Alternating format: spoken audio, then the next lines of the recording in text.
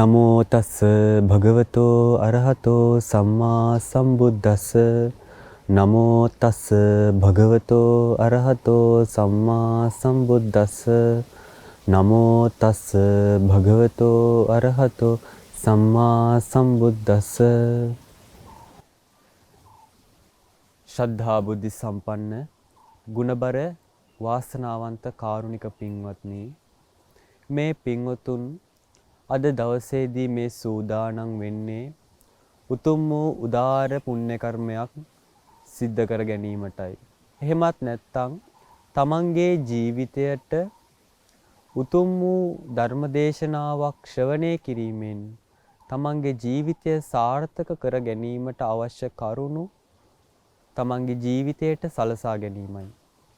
ඉතින් පින්වතුනි, අපිට දහමක් අහන්න ලැබෙන්නේ බොහෝම කලාතුරකින්. හරියට කන කැස් බෑවෙක් වියසිදුරෙන් අහස බලනවා වගේ.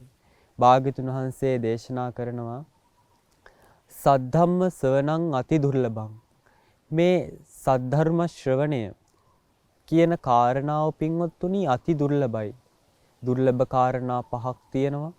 ඒ පහෙන් පින්වත්තුනි මේ සද්ධර්ම ශ්‍රවණය කියන කාරණාව අති දුර්ලභයි. පින්වතුනි, භාග්‍යතුන් වහන්සේ මේ සද්ධර්ම ශ්‍රවණය එහෙම නැත්නම් මේ ධර්මය ගැන මනා වූ කරුණු වගයක් පැහැදිලි කරනවා. එකක් තමයි පින්වතුනි සබ්බ දානං ධම්ම දානං ජිනාති කියන්නේ. මේ සියලු දාන අතර පින්වතුනි මේ ධර්ම දානය දිනනවා කියලා භාග්‍යතුන් වහන්සේ දේශනා කරනවා. පින්වතුනි, කෙනෙක් අටපිරිකර අකනිට්ටක බ්‍රහ්ම ලෝකයේ වෙනකම් පින්වතුනි අටපිරිකර පූජා කරත් කෙනෙක්ට නිවන් දැකීම පිණිස හෝ වේවා සතරපද ගාථාවකින් අනුශාසනා කරනවා නම් පින්වතුනි සඳහන් කරනවා අර පිනට වඩා ඒ සතරපද ගාථාවක් දේශනා කරලා කරන පින මහත්ඵලයි මහානිසංසදායකයි කියලා. ඒ වගේම තමයි පින්වතුනි සබ්බ රසං ධම්ම රසෝ ජිනාති. මේ සියලු රසයන් අතර මේ ධර්ම රසය දිනනවා කියලා භාග්‍යවතුන් වහන්සේ දේශනා කරලා තියෙනවා. පින්වතුනි, අපිට දිවට නොඑක් රසයන් දැනෙනවා. මේ සියලුම රසයන් අතර පින්වතුනි මේ ධර්ම රසය ශ්‍රේෂ්ඨ වෙන්නේ ඇයි? පින්වතුනි, කෙනෙක් මේ බණපදයන් ඇහුවහම පින්වතුනි ඒ කෙනාට මේ දහම පිළිබඳ ඇත්ත තේරෙන්න ගන්නවා. එතකොට පින්වතුනි එයාට ඒ දහම තව තවත් අහලා ඒක निराකරණය කරගන්න උත්සාහවත් වෙනවා. නැත්තම් ඒ දහම අහනකොට තමන්ගේ ජීවිතයට ගලපලා බලනකොට පින්වතුනි මේ ඇත්ත තමන්ගේ ජීවිතයෙන් පේන්න ගන්නවා. එතකොට පින්වතුනි ආයේ ධර්මයට ඇලෙනවා. පින්වතුනි, භාග්‍යතුන් වහන්සේ ගාවට යම් පුරුෂයෝ එනවා භාග්‍යතුන් වහන්සේ වාදයෙන් පරද්දන්න කියලා හිතාගෙන. එහෙම ආවට පින්වතුනි මේ භාග්‍යතුන් වහන්සේ ඒ කට්ටියට කරන දේශනාවේදී ඒගොල්ලන්ට දහම වැටහිලා තේරුන්නේ නැහැ වගේ භාග්‍යතුන් වහන්සේ මට තේරුනේ නැහැ. එහෙම නැත්නම් භාග්‍යතුන් වහන්සේ මට තවත් මේක පැහැදිලි කරලා දෙන්න බැරිද? එහෙම නැත්නම් භාග්‍යතුන් වහන්සේ තව උදාහරණයකින් පැහැදිලි කරලා දෙන්න.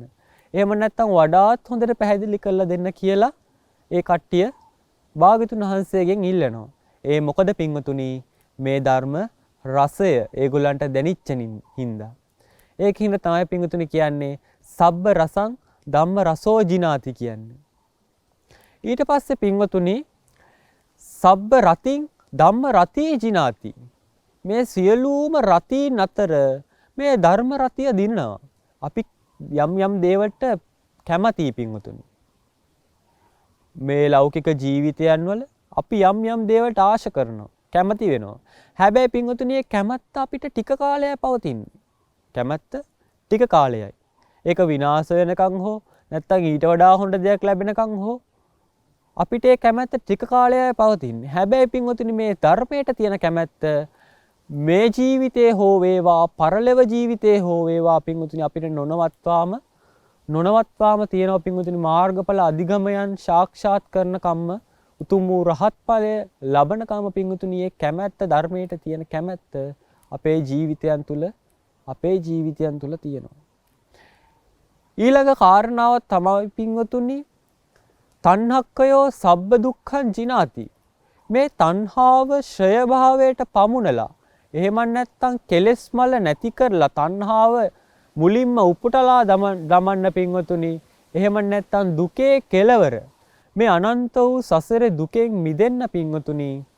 මේ දහම උපකාරී වෙනවා. අද කොච්චර පින්වතුනි අපිට අහන්න දකින්න ලැබෙනවද? කොච්චර සත්තු මේ සතර අපායන් වල වැටිලා දුක් විඳිල්ල. පින්වතුනි නිර්යන් පැත්තකින් දාමුකෝ. සතර අපායම එහෙම නැත්නම් සතර අපායම තියෙන මේ තිරිසන් ලෝකේ සත්තු කොච්චරනම් දුක් විඳිනවද පින්වතුනි? අපිට ඇස් දෙකෙන් දකින්න තියෙන එක අපායක් තමයි පින්වතුනි මේ තිරිසන් අපාය. මේ තිරිසන් අපායට වඩා පින්වතුනි මේ නිර්යන් වල තියෙන දුක් මෙච්චරයි මෙපමණයි කියලා සඳහන් කරන්න බැරි මහා විශාල දුක්. ඉතින් ඒ සියලුම දුක් නැසීම පිණිස පින්වතුනි මේ දහම උපකාරී වෙනවා. එහෙනම් මේ පින්වතුන් අද මේ අහන මේ බණ පදයක් ජීවිතයට එකතු කරගන්න උත්සාහවත් වෙන්න ඕනේ. උදාහරණයක් කිව්වොත් පින්වතුනි අපි ඉඳගෙන ඉන්න මොහොතක අපි අවසිහියෙන් තමයි ඉඳගෙන ඉන්නේ. ඒ වෙලාවේ අපේ ඔඩොක්කුවේ යම්කිසි භාණ්ඩයක් තියෙනවා. අපි අවසිහියෙන්ම නැකිට්ටොත් පින්වතුනි ඒ භාණ්ඩේ බිමට වැටෙනවා. ඒ වගේ පින්වතුනි මේ අහන බණ පදයන් මෙතනට විතරක් සීමා කරන්න එපා. නැකිටලා අරගෙන යනකොටත් අරගෙන යන්න උත්සාහවත් වෙන්න. අරගෙන ගිහිලා ජීවිතයට ඒව එකතු කරගෙන ජීවිතයේ සාර්ථකවත් ලෙස මේ සසර දුක් ආදියෙන් නිදහස් වෙන්න මේ බණ පදයන් උපකාරී කරගන්න. පින්වතුනි මේ පින්වතුන්ලාගේ කයත් මෙහෙම නිසසල තියනවා වගේ හිතත් නිසසල කරගෙන මේ බණ පදයන් අහන්න.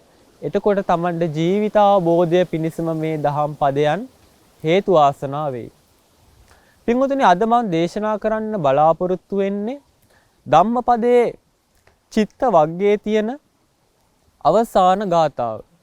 පින්වතුනි මේ ගාථාව විග්‍රහ කිරීමට මත්තෙන් මේ ගාථාවේ භාග්‍යතුන් වහන්සේ මේ ගාථාව දේශනා කරන්නට උපකාර කරගත්ත නිධාන කතාව මම මේ පින්වතුන්ලාට කෙටියෙන් නමුත් පැහැදිලි කරලා දෙන්නම්.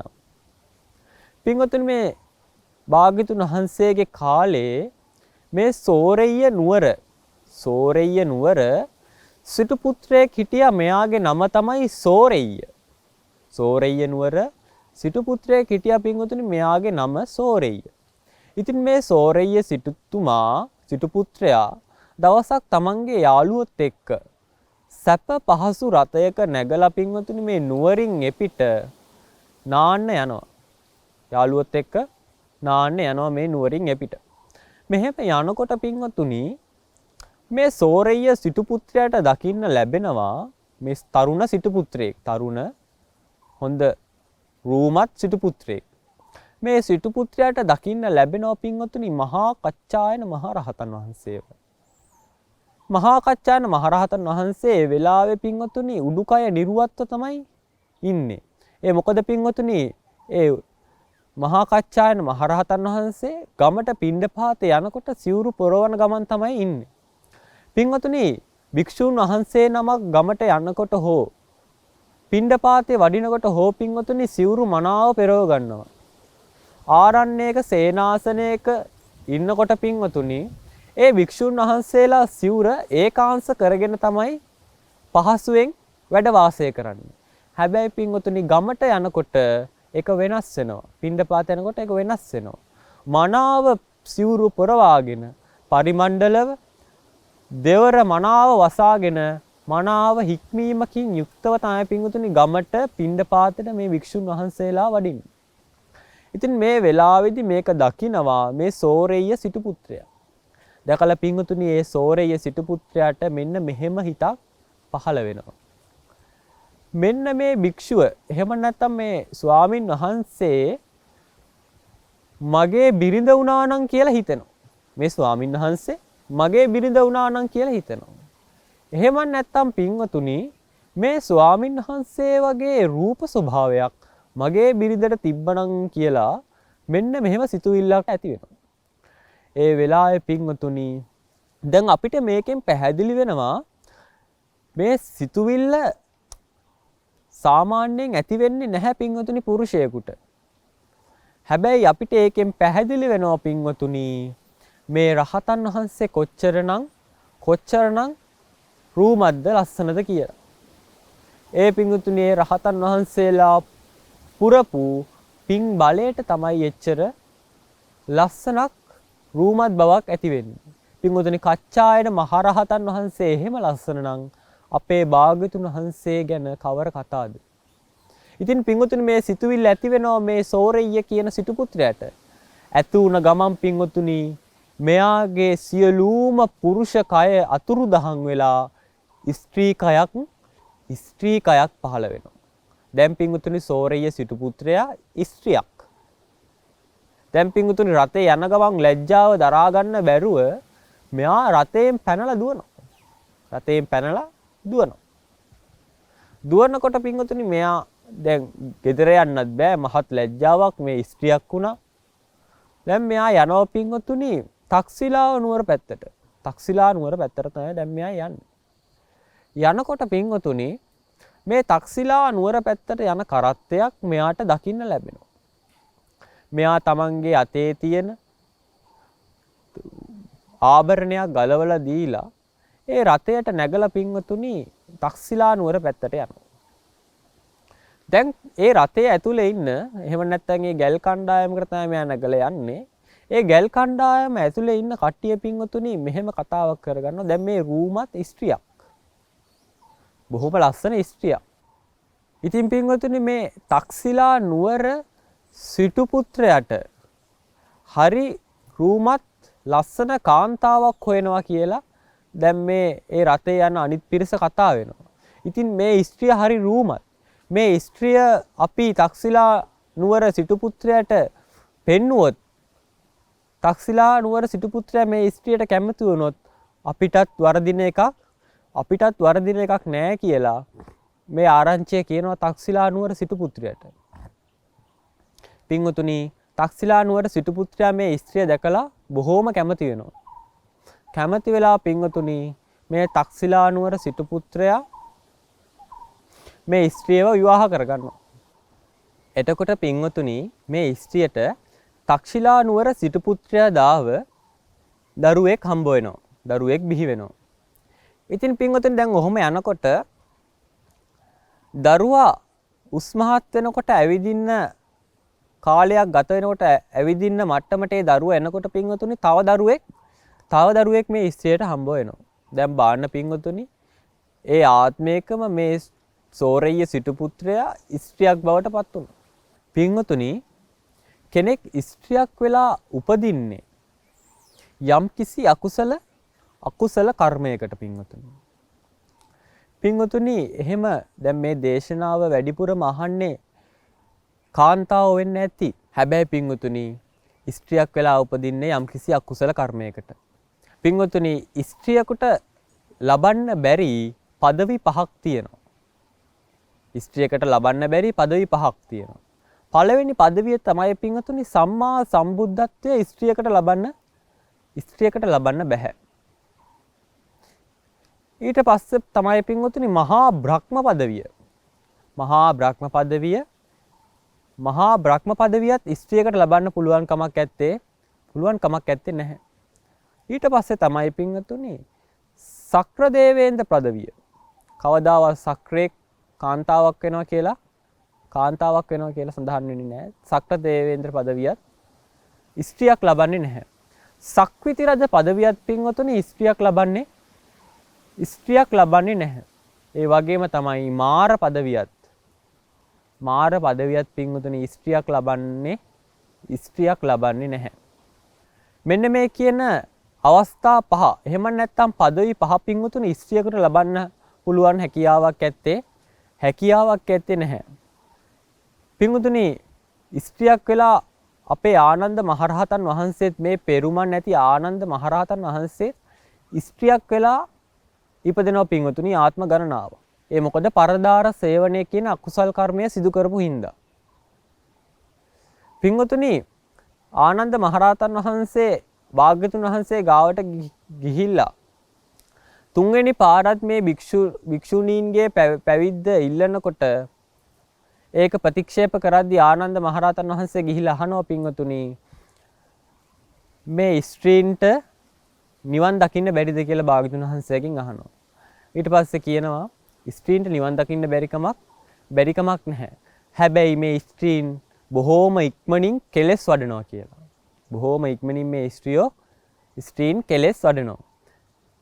ඉතින් පින්වතුනි මෙන්න මේ කාරණා හින්දා තමයි ස්ත්‍රියක් අකුසල කර්මයකට ස්ත්‍රියක් වෙලා උපදිනවා කියලා සඳහන් කරන්නේ. දැන් පින්වතුනි දැන් මේ සෝරෙය්‍ය සිටුතුමාව දැන් ගෙදර කට්ටිය හොයනවා හැමතැනම. තමන්ගේ යාළුවන්ගෙනුත් අහනවා මේ සෝරෙය්‍ය සිටුතුමා ගැන. යාළුවෝ කියනවා අපි නාලා ආවයි කියලා හිතුවා ගෙදර. අපිව දාලා මෙයා නාලා ගෙදර ආවයි කියලා අපි හිතුවයි කියලා කියනවා අම්මලට. ඊට පස්සේ කොහොම හරි හැමතැනම මේ සෝරෙය්‍ය සිටුතුමා හොයනවා. අන්තිමට පින්වතුනි මෙයාව මැරිලයි කියලා මතකවත් දානයක් දෙනවා. දැන් පින්වතුනි මේ සෝරෙය්‍ය සිටුතුමා දැන් සිටු දියණියක් වෙලා ඉන්නේ තක්සිලා නුවර. දැන් ස්ත්‍රියක්. මේ ස්ත්‍රිය දවසක් පින්වතුනි සඳලු තලයට වෙලා කල්පනා කර ඉන්නකොට පින්වතුනි මේ තක්සිලා නුවර පැත්තට එන ගැල් කරත්ත ටිකක් දකිනවා. මෙන්න මේ ගැල් කරත්ත එක තමන්ගේ යාළුවෙක් ඉන්නව දකිනවා. ඊට පස්සේ දාසියකට කතා කරලා මෙයා කියනවා ආන් අර කෙනාට මේ රජමාලිගාවට එහෙම නැත්නම් මේ සිටුමාලිගාවට අඬ ගහගෙන එන්න කියලා. ඉතින් මේ දාසිය ගිහිලා අඬ ගහගෙන එනකොට පින්වතුනි මෙයාට බොහෝම ආහාර පාන දීලා සත්කාර දෙනවා පින්වතුනි. එතකොට මෙයා බලනවා මාව දැකලවත් නැති මම දන්නේත් නැති කෙනෙක් ඇයි මට මෙහෙම සත්කාර ආහාර පාන දෙන්නේ? ඊට පස්සේ අහනවා මං ඔබව දැකලවත් නැහැ, ඔබ දන්නේත් නැහැ, මං ඔබව දන්නේත් නැහැ. ඔබ මාව දන්නවද කියලා අහනවා. ඊට පස්සේ කියනවා ඔව් මං ඔබව දන්නවා කියලා. ඔබ සෝරෙය්‍ය නුවර නේද කියනවා. ඊට පස්සේ කියනවා අනේ ඔව් මං සෝරෙය්‍ය නුවර තමයි. ඊට පස්සේ මේ ස්ත්‍රිය අහනවා ඔබ දන්නවද සෝරෙය්‍ය සිටු පුත්‍රයව? ඒ සිටු පවුල ගැන. ඒ සිටු පවුලට දැන් කොහොමද කියලා අහනවා. ඊට පස්සේ කියනවා අනේ ඒ සිටු පවුලට වෙච්ච දේ නම් කතා කරලා වැඩක් නැහැ. මහත් විපත්තියක් උනේ.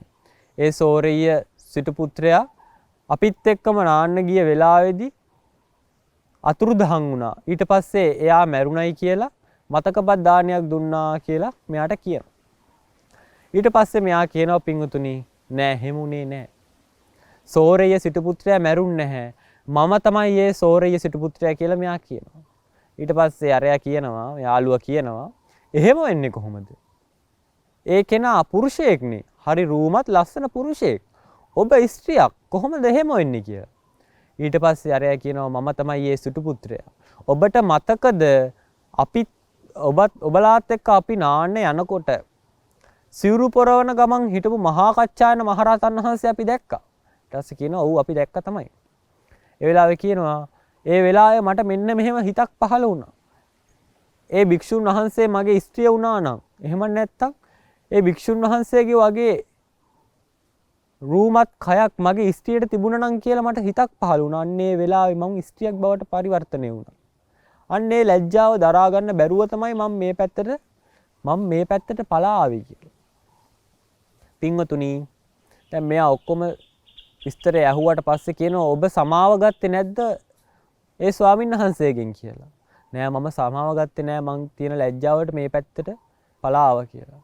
ඔබ දන්නවද දැන් ඒ ස්වාමීන් වහන්සේ ඉන්න තැනක් කියලා අහනවා. ඔව් මම දන්නවා වැඩි ඈතක නෙමෙයි මේ තක්සිලා නුවර සීමාවෙම තමයි ඒ ස්වාමීන් වහන්සේ දැන් වැඩ ඉන්නේ කියලා කියනවා.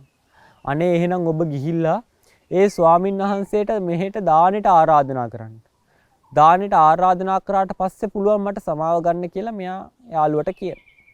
පින්වතුනි යාළුවා ගිහිල්ලා ඊට පස්සේ මේ ස්වාමීන් වහන්සේට ආරාධනා කරනවා තක්සිලා නුවර සිටු මැදුරට දානෙට වඩින්න කියලා. ස්වාමීන් වහන්සේ මෙහෙම කියනවා ඔබ ආගන්තුකෙක් නේද තක්සිලා නුවරට? ඔබ කොහොමද ආගන්තුකෙක් කියලා මට ආරාධනා කරන්න කියලා. ඊට පස්සේ කියනවා ස්වාමීනි මගේ ආගන්තුක භාවය නොවිමසනසේක්වා කියලා කියනවා. ඔබ වහන්සේ මේ දාණය පිළිගන්නාසේක්වා කියලා කියනවා. ඊට පස්සේ ස්වාමීන් වහන්සේ දාණය පිළි අරගෙන මේ තක්සිලා නුවර සිටුමාලිගාවට වඩිනවා. වැඩලා දාන්නෙත් අරගෙන සිවුරු පිරිකර ආදියත් පිළිගෙන පින්වතුනි දැන් මේ සෝරිය සිටු දියණිය මේ ස්ත්‍රිය ඒ ස්වාමීන් වහන්සේගේ දෙපා අල්ලලා වැඳලා අනේ ස්වාමීනි මට සමා වෙන්න කියලා සමාව අයිදිනවා.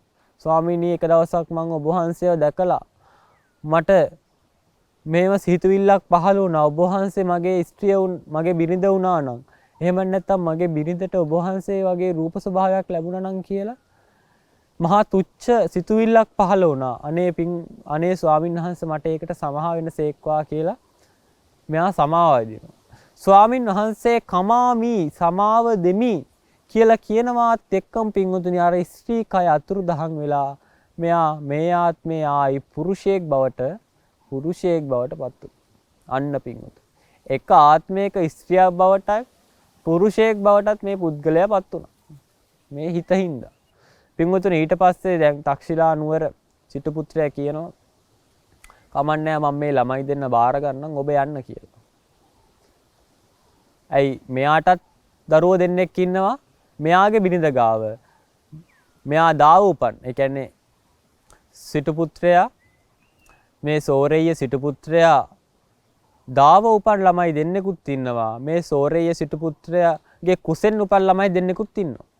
මෙයාගේ බිරිඳකින් සෝරෙය්‍ය සිටු පුත්‍රයා ඉන්න කාලේ සෝරෙය්‍ය සිටු පුත්‍රයාගේ බිරිඳටත් ළමයි දෙන්නෙක් ඉන්නවා. මෙයා ස්ත්‍රියක් වෙලා ඉන්නකොට තක්සිලා නුවර සිටු පුත්‍රයා දාවත් මෙයාට ළමයි දෙන්නෙක් ඉන්නවා.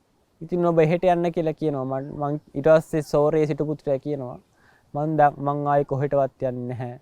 මම මේ ආත්ම භාවයේදීම ස්ත්‍රියකුත් පුරුෂයෙකුත් වෙලා ඉපදුනා. මට ආයි කොහෙටවත් යන්න ඕනේ නැහැ කියලා මෙයා යනවා මහා කච්චායන මහරහතන් වහන්සේ ගාව පැවිදි වෙන්න. මහා කච්චායන මහරහතන් වහන්සේ ගාව පැවිදි වෙන්න යනවා.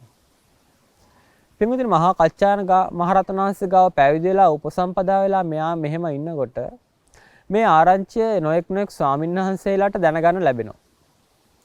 ස්වාමීන් වහන්සේලා ඇවිල්ලා අහනවා මේ සෝරෙය්‍ය කියන භික්ෂුවගෙන් ස්වාමීන් වහන්සේ ඔබ වහන්සේගේ කුසෙන් උපන් ළමයි දෙන්නටද වැඩිපුර ආදරේ එහෙම නැත්නම් ඔබ වහන්සේ දාව උපන් ළමයි දෙන්නටද වැඩිපුර ආදරේ කියලා මෙයා අහනවා. මේ භික්ෂුන් වහන්සේලා අහනවා. එතකොට මේ ස්වාමීන් වහන්සේ උත්තර දෙනවා මගේ කුසෙන් උපන් යම් දරුවෝ දෙන්නෙක් හිටියානම් අන්නේ දරුවෝ දෙන්නට තමයි මම වැඩිපුර ආදරය කරන්න කියලා කියනවා. තවත් අහනවා. ආයිත් කියන්නේ මගෙන් කුසෙන් උපන් දරුවෝ දෙන්නට තමයි වැඩිපුර ආදරය කරන්න කියලා මෙයා කියනවා. පින්වතුනි ඔහොම යනකොට තව කාලයක් ගිහිල්ලා ආයි අහනවා මෙයාගෙන් ඔබ කුසෙන් උපන් දරුවටද වැඩිපුර ආදරේ දරුවන් දෙන්නට වැඩිපුර ආදරේ නැත්නම් ඔබ දාව උපන් දරුවන් දෙන්නටද වැඩිපුර ආදරේ කියලා. ඊට පස්සේ මෙයා කියනවා පින්වතුනි මම ওই කිසිම දරුවෙක්ට ආදරේ නැහැ කියලා. ඊට පස්සේ භික්ෂුන් වහන්සේලා හිතනවා මේ ස්වාමීන් වහන්සේ මේ බොරු කියනවානේ. එක වෙලාවකට කුසෙන් උපන් දරුවන්ට ආදරේ කරනවා කියනවා අනිත් වෙලාවේ කිසිම කෙනෙක්ට ආදරේ කරන්නේ නැහැ කියනවා. මේ ස්වාමීන් වහන්සේ බොරු කියනවා කියලා මේක භාග්‍යතුන් වහන්සේට කියනවා. ඊට පස්සේ භාග්‍යතුන් වහන්සේ දේශනා කරනවා මගේ පුතා බොරු කියන්නේ නැහැ. ඒ කෙනා කෙලෙස් වඩන කාලේ කෙලෙස් තියෙන කාලේ යම් කිසි කෙනෙක්ට ආදරේ නම් තමන් කුසෙන් උපන් ළමයාට ආදරේ නම් ඒ ආදරේ තිබ්බා.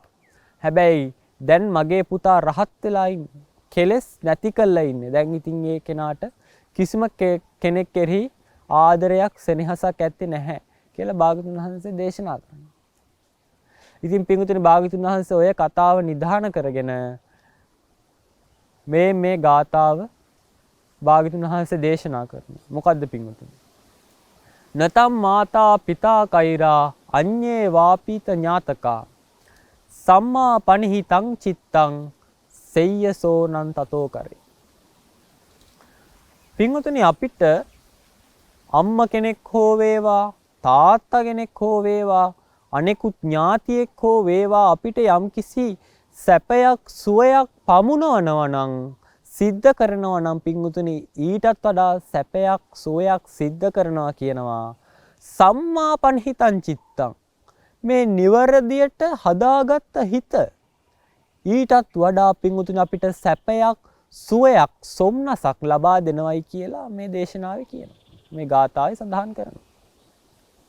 පින්වතුනි දැන් බලන්න අම්මලා තාත්තලා කොච්චරනම් ගෙවල් දොරවල් හදලා ළමයින්ට දෙනවද? කොච්චර දෑවැද්ද?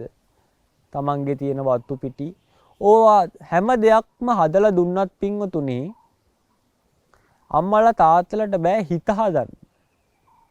හිත හදන්න ඕනේ තමන් විසින්මයි.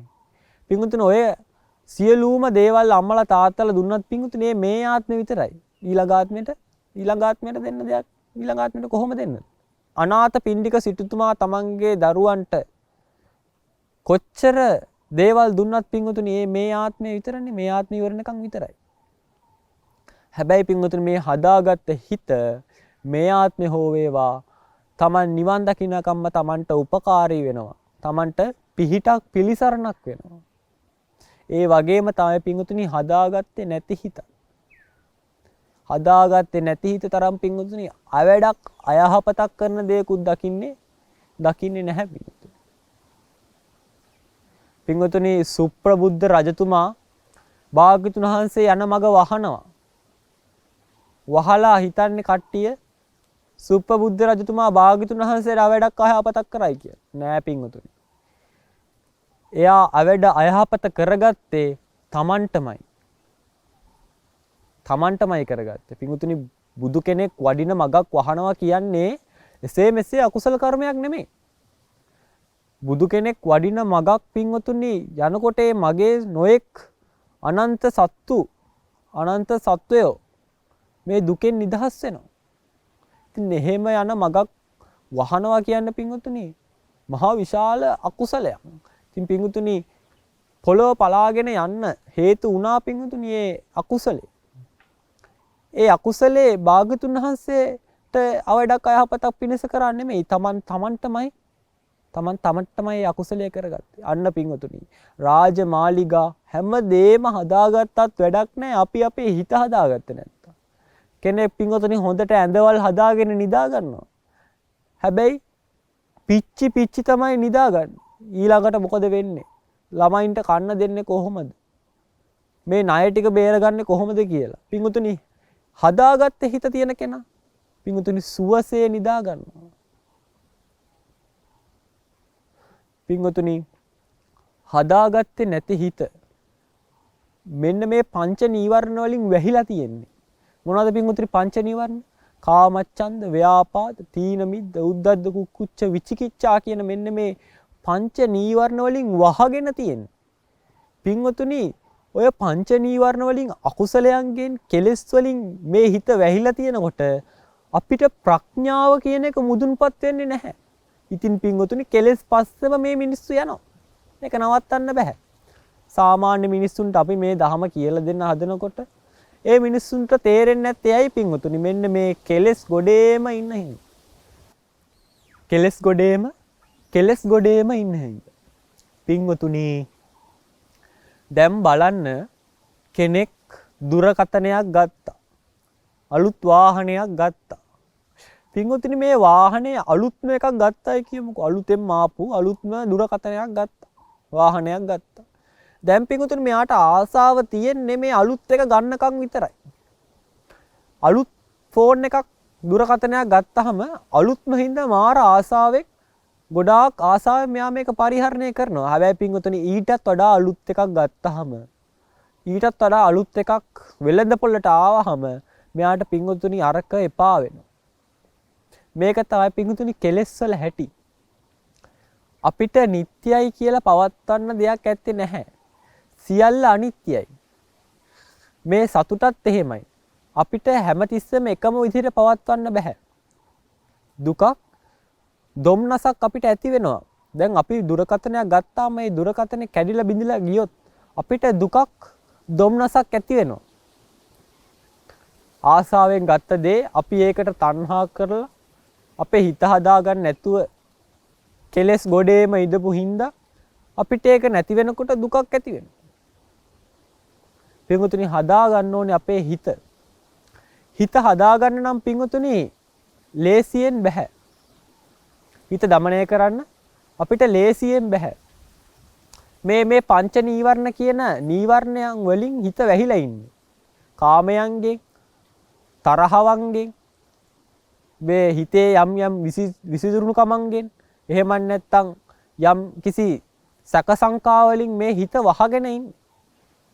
පින්වතුනි අපි මේ හිත මේ වහගත්ත දේ එකපාරම භාවනාවකින් වගේ දෙයකින් විවෘත කරන්න එහෙම නැත්නම් හිත ගොඩනගා ගන්න බෑ. බෑ කියන්නේ පින්වතුනි අමාරුයි. අපි මුලින්ම සීලයක් සමාදන් වෙන්න ඕනේ. අඩුම ගානේ අපි පංච සීලයකවත් පිහිටා හිටින්න ඕනේ. අන්න එහෙම කෙනාට තමයි පින්වතුනි පංච සීලය තියෙන කෙනාට හිතේ විපලිසර භාවයක් ඇති වෙන්නේ නැහැ. හිත අවිපතිසාරයට යනවා. විපලිසර වෙන්නේ නැහැ. පින්වතුනි හිත විපලිසර වෙන්න ඕනේ කියලා ප්‍රාර්ථනා කරන්න ඕනෙත් නැහැ සීලය රකින්න කෙනාට. ඒක සීලය රකින්නකොට යාට ඉබේටම ලැබෙනවා අවිපතිසාරය කියන දේ. ඔහොම පින්වතුනි නිබ්බිදා විරාගය සමාධියත් ඇති වෙලා නිබ්බිදා විරාගය මේ දුකෙන් මිදීමේ මාර්ගත් Tamanට මේ සීලය තුලින්ම විවර වෙනවා පින්වතුනි. සීලයේ උපකාරයෙන්ම විවර වෙනවා. Tamanට අරිහත් භාවය පිණිසම පින්වතුනි මේ සීලය උපකාර වෙනවා. එහෙනම් පින්වතුනි අපිට හිත වඩන්නත් හිත හදන්නත් මෙන්න මේ සීලය උපකාරයි. ඒකින්ද පින්වතුනි අපි මුලින්ම මේ පන්සිල් ටික රකින්න ඕනේ. පන්සිල් රකින්න නැතුව පින්වතුනි අපි යම් දේවල් කරත් ඒව කඩාගෙන වැටෙනවා. සීලය තමයි පින්වතුනි අත්තිවාරමක් වශයෙන් දාන්න තියෙන එකම දේ. සීලේ පටිත්ථාය නරෝසපඤ්ඤෝ චිත්තම් පඤ්ඤන්ත භාවයන් කිව්ව ඒකයි. සීලයක පිහිටලා තමයි පින්වතුනි හිතත් ප්‍රඥාවත් වඩන්න ඕනේ. නැත්තම් අපි ගොඩනගාගෙන යන භාවනාවක් වගේ දේවල් පින්වතුනි සීලේ දුර්වලකමත් එක්ක සීලය නැතිවීමත් එක්ක කඩාගෙන වැටෙනවා. ඒකින්ද පින්වතුනි අපි මුලින් සීලය සමාදන් වෙලා සීලය රකින්න ඕනේ. ඊට පස්සේ පින්වතුනි අපි වත් පිළිවෙත් ආදිය සිදු කරන්න ඕනේ. ಗುಣධර්ම පුරුදු කරන්න ඕනේ. ಗುಣධර්ම නැතුව පින්වතුනි සත්පුරුෂකම් නැතුව පින්වතුනි අපිට මේ ධහම තේරුම් ගන්න හරි අමාරුයි. මේ සත්පුරුෂයාට ಗುಣධර්ම තියෙන අසත්පුරුෂ නොවු කෙනාට තමයි පින්වතුනි ධහම අවබෝධ වෙන්නේ. එහෙම නැත්නම් කල්යාණ මිත්‍රයෝ හම්බ වෙන්නේ. කල්යාණ මිත්‍රයන් තුලින් සද්ධර්ම ශ්‍රවණය කරන්න හම්බ වෙන්නේ අන්න එහෙම කෙනාටයි. අන්න එහෙම කෙනා තමයි පින්වතුනි තමන්ගේ හිත ටික ටික වඩන්න උත්සාහවත් වෙන්නේ. නැත්නම් එකපාර පින්වතුනි මේ පෘථග්ජනයාට හිත වඩාන්න ගත්තාම පින්වතුනි ඒක හරියට ලේන නැට්ටෙන් වතුර හිඳිනවා වගේ වැඩක්. මුහුදේ වතුර ලේන නැට්ටෙන් හිඳිනවා වගේ වැඩක්. ඒක කරන්න අමාරුයි. ඒකින්ද අපි මුලින් සීලයක සමාදන් වෙලා ඉන්න ඕනේ. සිල් රකින්නවා කියලා පින්වතුනි සිල් වෘතවලට යන්න අපි රකින්න හොඳ නැහැ. සීලය මනාකොට අපි නිවන පිණිසම තමයි මේ සීලය රකින්න ඕනේ. ගුණධර්ම පුරුදු කරන්න ඕනේ. එහෙම කෙනාට තමයි පින්වතුනි මේ හිත හදාගන්න පුළුවන්කම ලැබෙන්නේ. නැත්තම් පින්වතුනි අපිට හිත හදාගත්තේ නැතු වුණොත් ඊළඟ මොහොතේ ආනන්තරීය පාප කර්මයක් වෙනවා කියන එක පින්වතුනි හිතන්න ඕනේ නැහැ. ලහු පරිවත්තන් චිත්තං මේ හිත ටග්ගාල පෙරලෙනවා. වාරිජෝව තලේකිත්තෝ ඕකමෝකත උබ්බතෝ හරියට මේ වතුරෙන් ගොඩට ඇදලා ගත්ත මාළුවෙක් වගේ මේ අත් අඟලනවා මේ හිත. එක තැනක තියන්න හරි අමාරුයි. ගොඩනගන්න හරි අමාරුයි. ඒකින්ද තමයි පින්වතුනි ඊළඟ මොහොතේ ආනන්තරීය පාප කර්මයක් වෙන්නත් පුළුවන්. මේ හිත හදා ගන්න ඕනේ කියන්නේ අන්න ඒක නින්දයි. හිත හදා ගන්න නැතුව පින්වතුනි අපි හිටියොත් අපිට අනන්ත වූ දුකට වැටෙන්න සිද්ධ වෙනවා. පින්වතුනි භාග්‍යවතුන් වහන්සේ දැන් අපිට හිතන්න පුළුවන් මේ හිතනුත් මෙහෙම අකුසල් වෙනවද කියලා. පින්වතුනි හිතුවිල්ලත් ඇති. මහා දුකක් අපිට පමුණුවන්නේ. සෝරයේ සිටු පුත්‍රයාට මේ ආත්ම භාවයේදීම ස්ත්‍රියකුත් පුරුෂයෙකුත් වෙන්න ලැබුණේ ඇයි? හිතේ තියෙන හිතවිල්ල ප්‍රදුෂ්ඨ භාවය අනුව. අන්න පින්වතුනි භාග්‍යතුන් වහන්සේ පින්වතුනි අපේ භාග්‍යතුන් වහන්සේ හැරුණුකොට පෙර හිටපු භාග්‍යතුන් වහන්සේලා ගාවට මාරයෝ එනකොට පින්වතුනි මේ මාරයෝ භාග්‍යතුන් වහන්සේගේ මුව මඩල දැකලා භාග්‍යතුන් වහන්සේගේ මුහුණ දැකලා පින්වතුනි දුවලා යනවා. මාරයෝ දස බිම්බරක් මාර සේනාවත් එක්ක එනකොට. හැබැයි පින්වතුනි අපේ භාග්‍යතුන් වහන්සේ ගාවට ඇවිල්ලා මාරයා මේ ආසනේ අයිති මටයි. ඔය ආසනේ මට දෙන්න කියලා අභියෝග කරන්න පින්වතුනි එක අකුසලයක් හේතු වුණා. මොකද්ද?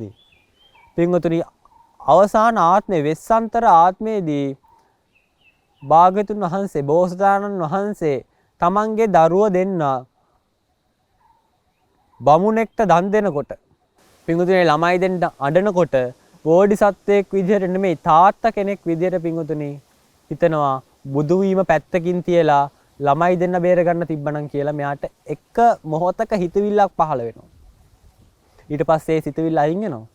අන්න ඒ හිතවිල්ලට කියනවා පින්වතුනි මාරයා ඇවිල්ලා තර්ජනය කරන්න ඔය ආසනේ අයිති මට ඔය ආසනේ නැකිරලා යන්න කියලා තර්ජනය කරන්න අභියෝග කරන්න ඉදිරිපත් උනේ යන්නේ හිතවිල්ලට කියනවා.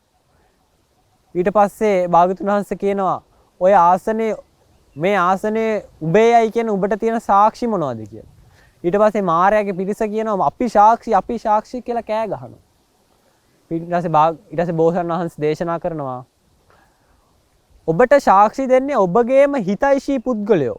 ඒක බාර ගන්න පුළුවන් කමක් නැත්තේ. ඒක බාර ගන්න පුළුවන් කමක් නැත්තේ නැහැ. මේ ආසනේ මගේයි කියන්න මේ මහා පොළොවේ ජීවත් වෙලා ඉන්න කෙනෙක් නම් පුළුවන් කමක් නැත්තේ නැහැ. ඒකින්ද මේ ආසනේ මගේයි කියන්නේ මේ මහ පොළොවම සාක්ෂි කියන්න පින්වතුනි තමන්ගේ ශ්‍රී හස්තය සිවුරෙන් එළියට අරගෙන පොළොවට අත තියනවත් එක්කම පින්වතුනි මේ මහ පොළොව වෙවුලුවයි කියලා සඳහන් කරනවා. අන්න පින්වතුනි අපේ හිතෙන් අකුසල් වෙන්න පුළුවන්. ඒ අකුසල් අපිට නිර්යගාමී වෙනකම්ම නිරයටම යන්න හේතු වෙන්න පුළුවන්. අන්න ඒක හින්දා තමයි පින්වතුනි අපි මේ දේශනාවේ තුල කියන්නේ හිත හදාගන්න කියලා. සීලයක් වඩන්න. සීලයක් සමාදන් වෙන්න. බණ අහන්න, භාවනා කරන්න. දවසට එක බණ පදයක් හරි ශ්‍රවණය කරන්න උත්සාහවත් වෙන්න. පින්වතුනි අපිට ළිඳේ අඩියේ වතුර තියෙනවා. හැබැයි ඒ වතුර ගන්න අපේ ලණුව දිග මදි නම් බාල්දියේ ලණුව දිග මදි නම් පින්වතුනි ඒක අත්හැරලා දාලා ගිහිල්ලා වැඩක් නැහැ. වැල් කෑලි ටිකක් කොළ කෑලි ටිකක් හරි අරගෙන පින්වතුනි අපි ලණුව දික් කරගන්න බලන්න ඕනේ. මේ ධර්මයේ ගැඹුරු වෙන්න පුළුවන්. පින්වතුනි කෙනෙක් හිතනවා නම් ධර්මයේ ගැඹුරුයි කියලා. නැහැ පින්වතුනි ධර්මයේ ගැඹුරු නැහැ. අපි නොගැඹුරුයි. අපි ටිකක් උස්සුනොත් ගැඹුරට බහින්න පුළුවන්. ලණුව ටිකක් දික් වුණොත් ගැඹුරට පණිට්ටුව දාන්න පුළුවන්.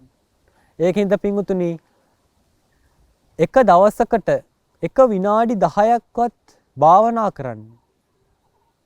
පින්වතුනි අපේ අතින් සීලයක් කැඩුනහම බුදු පිළිමයක් ඉස්සරහට ගිහිල්ලා ආයේ සීලය සමාදන් වෙන්න. එක දවසකට පින්වතුනි එක පැයක්වත් එක ධර්ම දේශනාවක්වත් ශ්‍රවණය කරන්න. නැත්තම් පින්වතුනි අපි හිත හදාගන්න නැතුව මැරුණොත් අපිට දුක් විඳින්න වෙන්නේ පින්වතුනි මේ සසරට වැටිලා අනන්ත වූ සසරට වැටිලා. ආයි ගොඩේමක් නම් හම්බ වෙන්නේ නැහැ පින්වතුනි. මෙච්චර මේ මනුස්සාත්මයක් ලැබිලත් පින්වතුනි අපිට ගොඩේන්න හිතෙන්නේ නැහැ කියන්නේ. පින්වතුනි ආයි නම් මේ වගේ මනුස්සාත්මයක් හම්බ වෙයිද කියලා කියන්නවත් බෑ. ඒකින්ද පින්වතුනි දුෂ්ප්‍රඥයෝ වගේ ඉන්න හදන්න එපා. සිල් රකින්න. නැවත නැවතත් කියනවා බණ දහම් පුරුදු කරන්න. භාවිතාය බහුලී කතාය. ඒක ජීවිතයේ හැමතිස්සෙම වඩන්න, භාවිත කරන්න, බහුලීකృత කරන්න. ගෙදර පිරිසත් එක්ක ඒ බණ පදයන් සාකච්ඡා කරන්න. එතකොට ගෙදර පිරිසක් වශයෙන් උත් ඒ පිරිසගේ ධර්මඥානය මුහු කරනවා. පින්වතුනි පුතක්ජන මිනිස්සු වගේ ඉඳගෙන මැරෙන්න නම් හදන්න එපා. කරුණාවෙන්මයි මේ දේශනා කරන්නේ. අපි හිත හදාගන්න නැතුව මැරුණොත් පින්වතුනි අපගේ ඊළඟ උප්පත්තිය කොහේ තියෙයිද කියලා කියන්න බෑ. එහෙනම් පින්වතුනි මේ දේශනාවේ තුල කරගත් සියලුම කුසල් සම්භාරයෝ නම කියන්න අවසරයි ධර්මාචාර්ය අවසරයි මහාන් කඩවල සුදස්සන ස්වාමින් වහන්සේටත් අවසරයි මහාන් කඩවල නන්දරතන ස්වාමින් වහන්සේටත් අවසරයි කොත්මලේ කුමාර කස්සප ස්වාමින් වහන්සේටත් කියන මේ ස්වාමින් වහන්සේලා තුන් නමටම මේ දේශනාව තුළ සිදු කරගත් සියලුම කුසල් අනුමෝදන් කරමු අනුමෝදන් වේවා. ඒ වගේම ඔබවත් අපවත් රටත් ආරක්ෂා කරන සම්‍යක් දෘෂ්ටික දෙවි දේවතාවුන් වහන්සේලාට මේ සියලුම කුසල් සම්භාරයෝ අනුමෝදන් කරමු අනුමෝදන් වේවා. ඒ වගේම මේ පින්වතුන්ලාටත් මේ අනන්ත වූ සසරෙන් මිදිලා මේ ආත්ම භාවයේදීම චතුරාර්ය සත්‍ය ධර්මයෙන් සසර දුකින් අත මිදීමටම මේ පින් හේතු වාසනා වේවා. සියලු දෙනාටම තෙරුවන් සරණයි.